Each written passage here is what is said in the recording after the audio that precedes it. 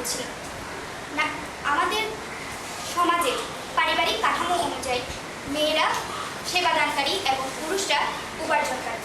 যদিও এই ধারণার এখন রদবদল হয়েছে, তারপরও এই সনাতনী ধারণাটি পরিবর্তিত হয়নি যে মেয়েদের অধিকার কম।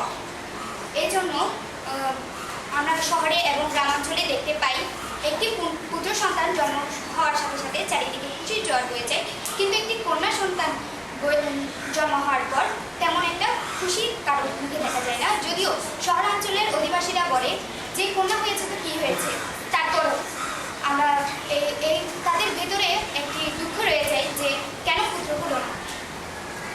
তারপর এখন দেখা যায় যে বিভিন্ন অর্থনৈতিক কর্মকাণ্ডে নারীরা ভূমিকা রাখে। অতএব পুরুষদের উপার্জনে নারীরা অনেক সাহায্য করে, কিন্তু মেয়েদের গৃহস্থলী কর্মকাণ্ডে কি পুরুষরা একটুখানি সাহায্য করে? তাদের সেবাদান কর্মকাণ্ডে পুরুষটাকে একটু হাত বাড়ায় না কেন?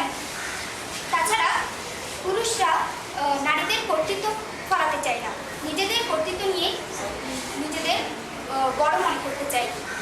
এবং পুরুষরা সবসময় পারিবারিক বিভিন্ন উন্নয়ন কর্মকাণ্ডে নারীদের কথা বলার এবং মত প্রকাশের যে অধিকারটা আছে তা দিতে চায় না। তবে নারীদের মত প্রকাশের অধিকার, বিভিন্ন সিদ্ধান্ত গ্রহণের অধিকার দিতে হবে। এই বলে আমি আমার বক্তব্য শেষ করছি।